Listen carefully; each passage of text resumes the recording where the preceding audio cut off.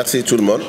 Donc sans plus tarder, nous allons lire la déclaration liminaire de ce point de presse organisé par la Fédération des syndicats de la santé, composée de 7 organisations syndicales, à savoir le SAS, le SAT Santé, le Sintras, le Sutracol,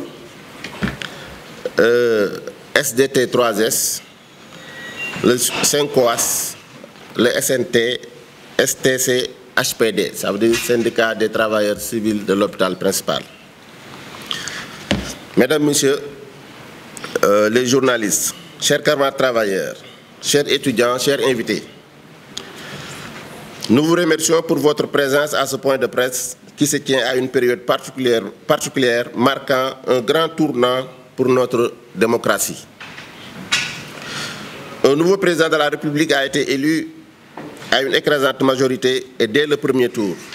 Cela a montré à la face du monde la maturité du peuple sénégalais à prendre son destin en main.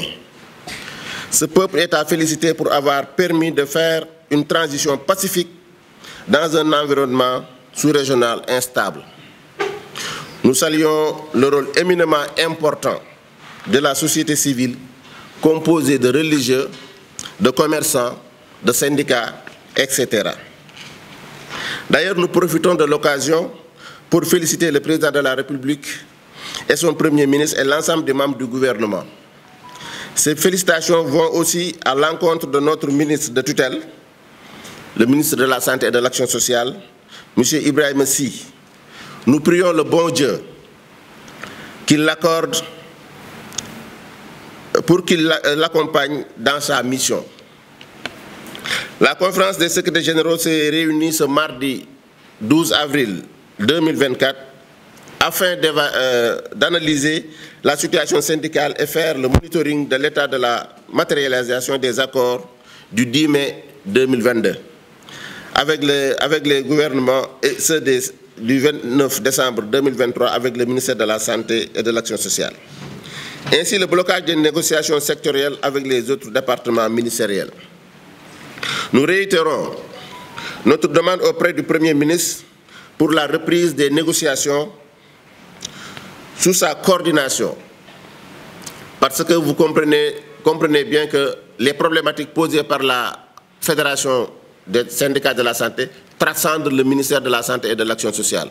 C'est pourquoi nous invitons le Premier ministre à coordonner ces rencontres qui transcendent beaucoup de départements. Ça concerne le ministère de la Santé, le ministère de l'Urbanisme, de la Fonction publique, de l'Enseignement supérieur, des collectivités territoriales, de la solidarité ou développement communautaire. C'est regrettable de constater que les choses n'avancent pas. La Fédération avait décidé de surseoir à son mot d'ordre de grève tout en maintenant la rétention d'informations. Peut-être une prise de négociation pourra décanter la situation. Donc la balle est dans le camp du gouvernement et de son Premier ministre. De grandes mutations et de ruptures sont attendues au niveau du ministère de la Santé. Nous constatons avec amertume une gestion de nos ressources humaines calamiteuse et une gouvernance basée sur du clientélisme politique avec des recrutements à la limite dangereuses et calamiteuses. Il est obligatoire de revoir en profondeur le fonctionnement de certaines directions.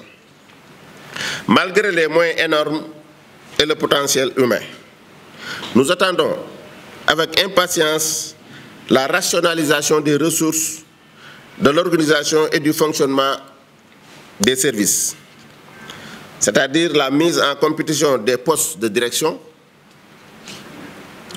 une inspection interne renforcée, une application et harmonisation du statut du personnel des établissements publics de santé, une gestion démocratique du personnel et une intégration dans la fonction publique du personnel contractuel du ministère et du personnel communautaire. Éviter toute forme de corporatisme ou de favoritisme du corps au détriment des autres. Payer intégralement et sans délai l'indemnité de logement au personnel administratif et de soutien des EPS. Vous constatez que par rapport à l'application des accords de 2022, nous notons une discrimination notoire par rapport au paiement des indemnités. Régulariser la situation du personnel soignant du programme NFM 3, Fonds mondial arbitrairement licenciés. C'est des agents qui ont été licenciés de manière arbitraire. La mise en place de critères de performance dans les hôpitaux, augmenter la subvention des hôpitaux. Pour ce qui est de la situation de l'ENDSS, l'École nationale de développement sanitaire et social, et il est bon de rappeler que cette structure dépend maintenant du ministère de l'Enseignement supérieur. Il faut rétablir sans délai les salaires des étudiants professionnels de l'ENDSS victimes de suspension sauvage. Travailler pour la finalisation du processus de réforme avec le système LMD. Finaliser le processus de réforme du statut de l'enseignant de l'ENDSS. Pour ce qui est du règlement sans délai de la situation du ministère des travailleurs du ministère des collectivités locales. Parce que vous êtes témoin des perturbations notées au niveau des collectivités locales depuis plus de 3 mois. Depuis 2 ans, ce secteur est en ébullition avec un régime précédent jouant dans le dilatoire. Cette situation a fini de mettre les usagers dans une situation inconfortable avec des grèves cycliques. Nous demandons au chef de l'État et au Premier ministre de prendre le problème à bras-le-corps pour le régler définitivement.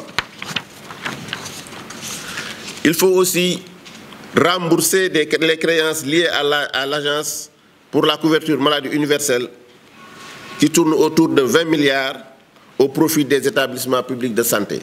Parce qu'il faut se rappeler aussi que lors des accords que nous avons signés avec le gouvernement le 22 mai 2022, il était question de rembourser ces créances qui tournaient autour de 20 milliards et jusqu'à présent, rien n'a été fait.